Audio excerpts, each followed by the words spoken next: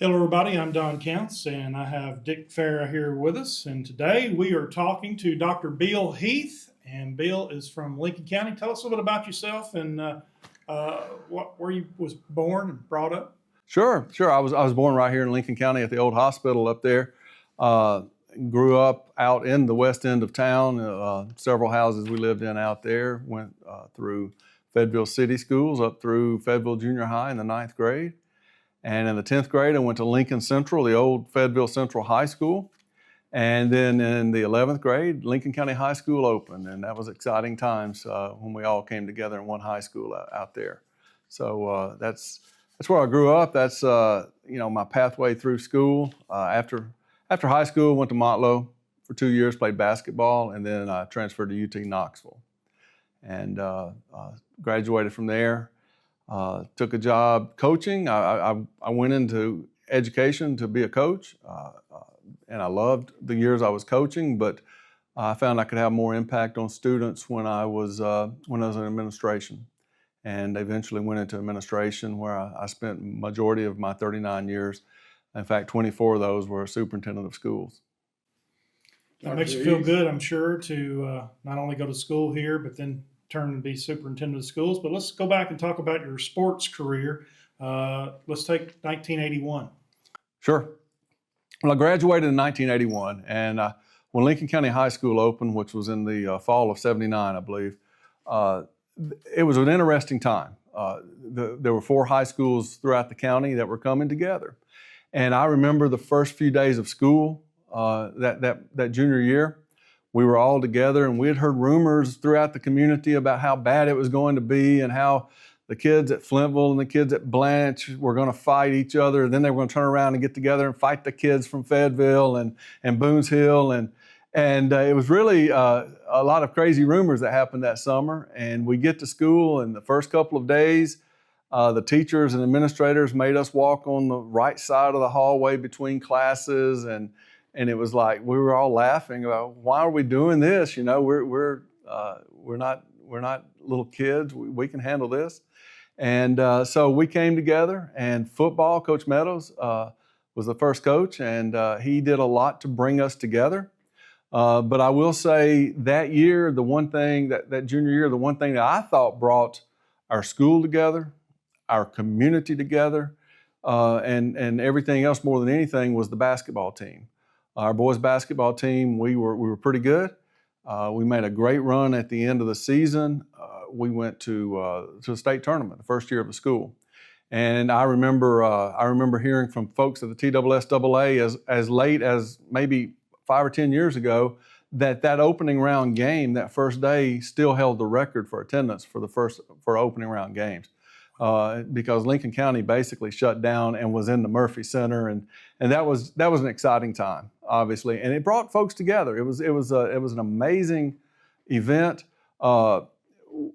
I remember that season. There were probably 6 or 7 home games in which we could hardly get out of the locker room because Lincoln County's gym was so packed, and there were people standing all around the court and back down the hallway where our locker room was. And that was just an amazing feeling there. So that was my junior year in high school. Played baseball also.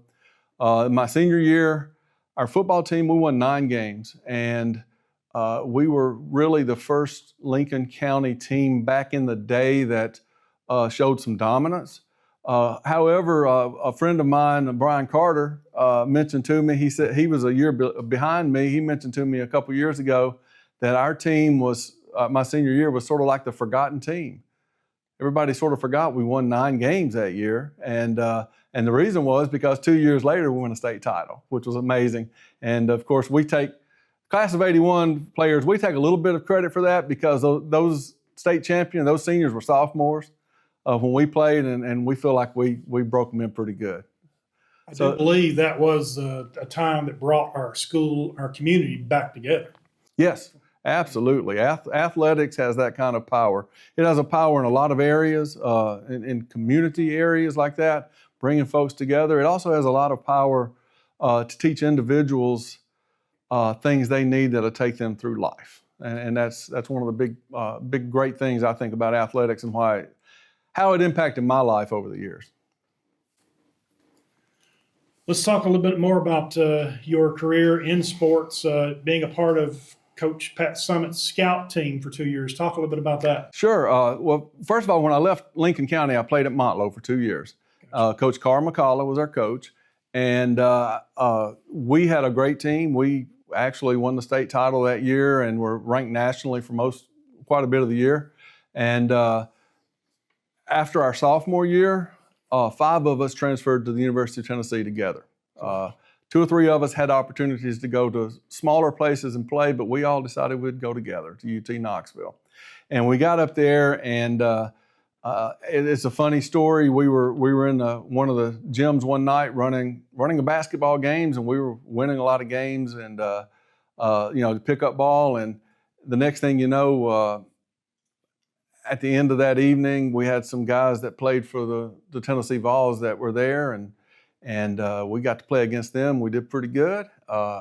When the evening ended, the graduate assistant coach for the Lady Vols pulled us to the side and asked us if we'd be interested in running the scout team for Coach Summitt. And of course, we were like, sure, and so we did that. We met with her, and then we met with the assistant coaches once a week, and we sort of we ran the stuff that the teams they were going to play that week, and that was an amazing experience. The rumors you hear about Coach Summitt and how hard her practices were, and the stare and all those things. Well, I saw it all. I saw the trash cans in the 4 corners of the gym when she was mad and upset at them. She scared us a few times, to be honest with you. She would always tell us that she had 3 rules for us. She said, don't jump to block a shot. You're more athletic than our girls. Don't do that. Don't try to take a charge. She said, that's stupid. Why a big old boy like you want to take a charge on one of these girls? And number 3, don't you dare hurt one of my girls. And we believed in that. And the funny story, one of the days, we had only been practicing with them a couple of weeks, and one of the guys, Robbie Swain out of Manchester, we called him Moose because he was sort of clumsy, even though he was our point guard at Motlow. Well, he tripped one of their best players, Mary Ostrowski, and she stayed on the ground holding her ankle. And I promise you, us 5 guys, we all started backing up and just sort of left Robbie right there in the middle of the court with Mary O, the girl he had hurt, and Coach Summitt. And we were like scared to death. But she popped up and kept practicing, and we felt so much better about it. Then we sort of threatened him, don't you ever do that again, But it was some great times with Coach Summitt. That's a great opportunity, and I'm sure it taught you a whole lot too. Absolutely. I learned a lot from her and the way she ran things, ran practices. In fact, I learned a lot from several of my coaches. And I'd like to expand on that a little bit. My career was in education administration. I was very close to athletics that whole time. In fact, I was on the TSSAA board for 7 or 8 years. But I'll say this, the things that kids learn playing education-based athletics in school are things that can take them through their lives. And it's like when I reflect back on my childhood and athletic career, and I see what are the things that I pulled from there that drove me professionally through my education career as an administrator. I think back to Coach Sam Ezel. He was our coach when we went to the state tournament, and I can promise you the one thing I learned from Coach Ezel was there is no replacement for hard work. And he worked us hard, and we reaped the rewards of that by the teams we had. He ingrained that into us. Coach Meadows, when I reflect back on what I learned from Coach Meadows was he believed in relationships. He was going to build relationships, and most of the players I know, whether it was from here or from other places where he coached, when I would run into people, would run through a wall for him. They would do it today, if we needed to. And so what made him that kind of a coach and be that respected, and it was the relationships that he built. I'll never forget my first meeting with Coach John Meadows. I was a sophomore at Fayetteville Central High School, and of course the next year Lincoln County was opening. And so all the team was gathered around the gymnasium area because the new coach was coming. And we knew he was from Alabama. And myself and a couple of guys in my grade level were sitting out in the hallway instead of in the gym. And when you look down the hallway towards the south parking lot, the sun was shining in. And all of a sudden we see him walking in and the sun's behind him, so we really don't get a good look at him.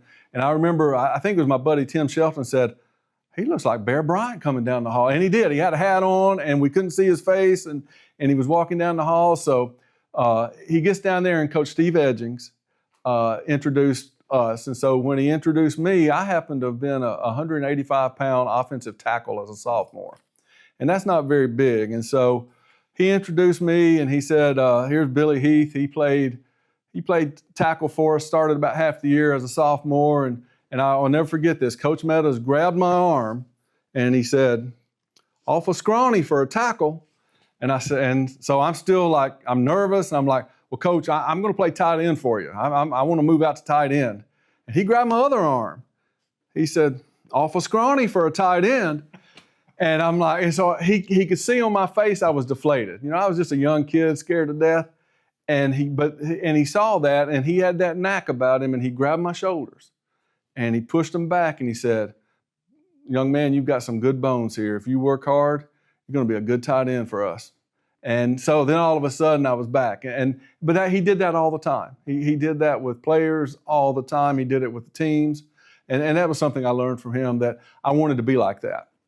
And then Coach McCullough in college, I had never seen a coach who was so meticulous and organized.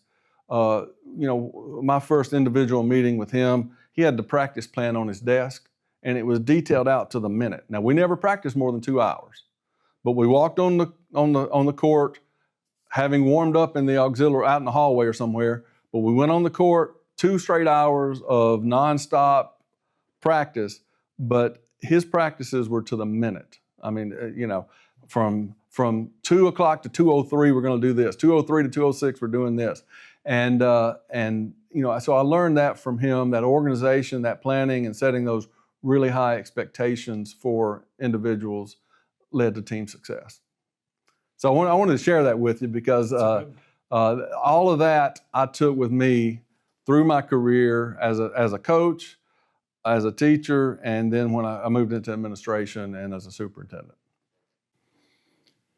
Things you've learned in education-based athletics in today's world. It's been this way forever, but education and athletics come together in the middle, and you as administrator had to meet in the middle there.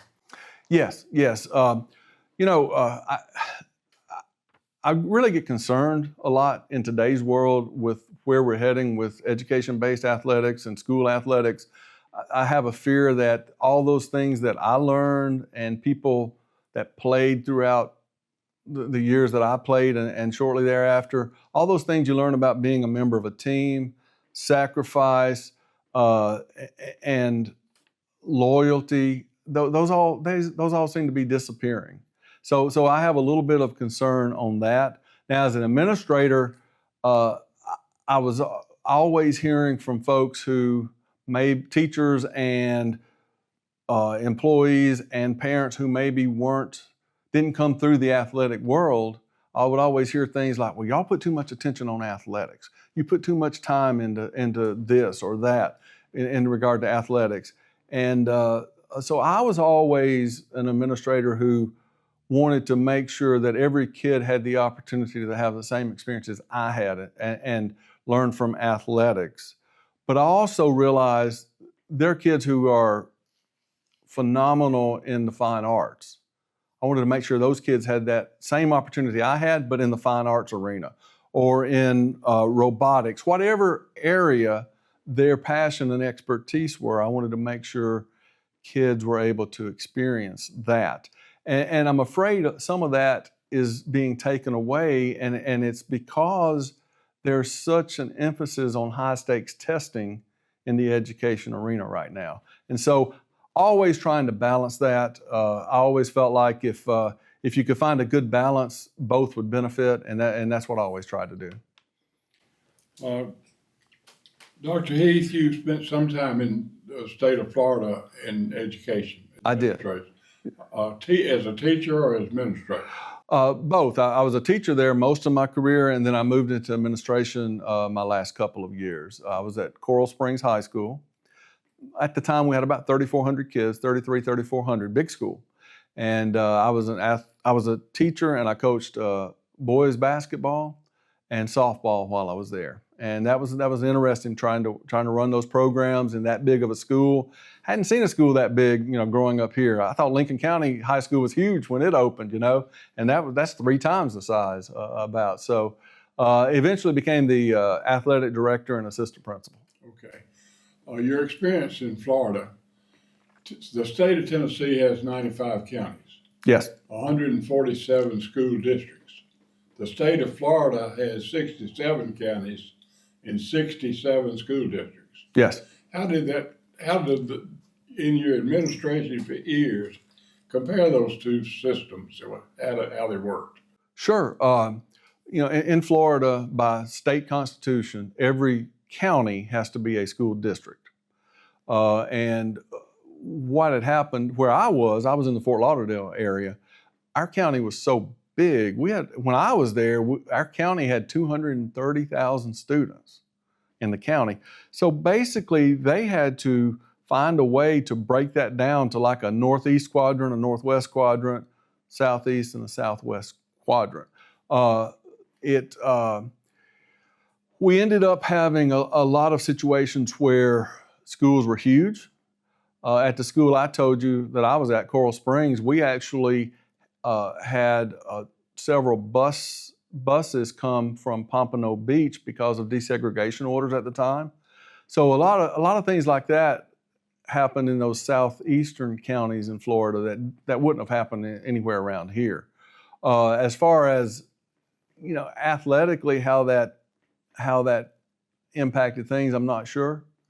I do know the northern part of Florida when I was there had a lot of the smaller schools. And then along the coast in the south part of Florida, we had all the big schools, with a few exceptions here and there. Okay. So you went from Florida to Marshall County, correct? Lawrence County. Lawrence County, yes, sir. Well, yes and no. Wait a minute. Let's back up.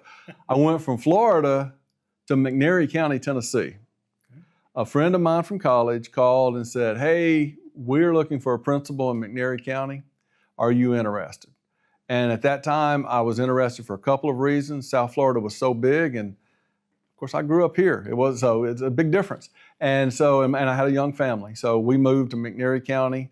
We only stayed there for 3 years. It wasn't at the time. It wasn't. We had moved from Fort Lauderdale to Selmer, Tennessee. Big difference. And so eventually, we end up on the coast in Mississippi, and I'm over a couple Catholic schools, a middle school and a high school. And I had a 21-member school board, so I learned a lot about working with a school board there. Hurricane Katrina did a number on us, as it did everybody on the coast. And at that point in time, my wife and I, we sort of made a decision that, hey, let's look to move inland. And I was going to interview for a school system out in East Tennessee. And when I got online to find the address through the Tennessee School Boards Association, I noticed Lawrence County was advertising for a superintendent, and I knew that was close to home. And so even though I didn't know anybody there, and so I was in Lawrence County for 9.5 years, and I loved it. I felt it was as much like Lincoln County as anywhere I'd ever been in my life.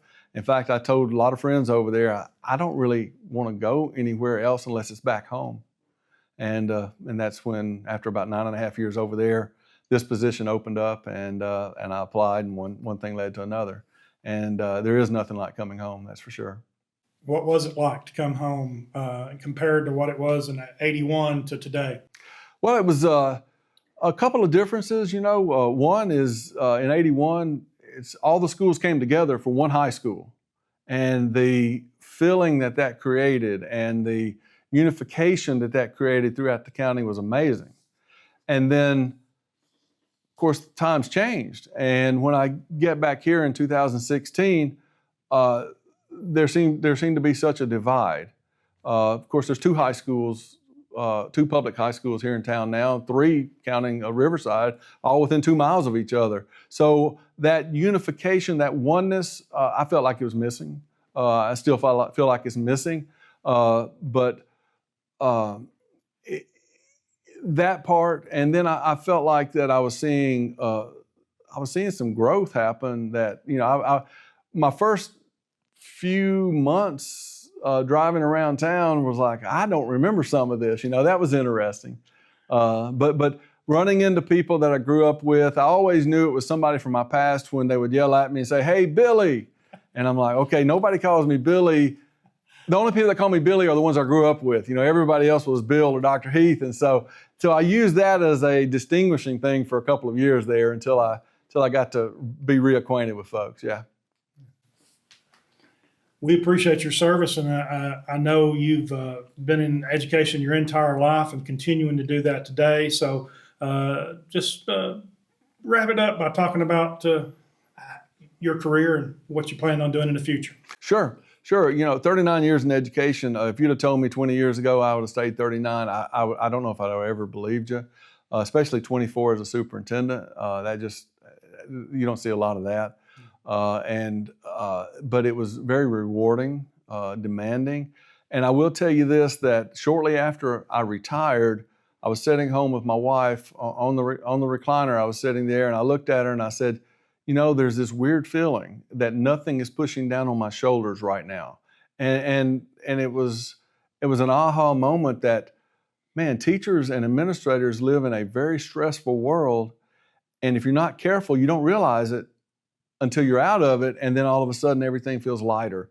And so that was one of those moments. And I ask that folks, teachers and administrators, take care of yourself. Coaches, there's a lot of pressure put on you. So take care of yourself and keep your health front and foremost.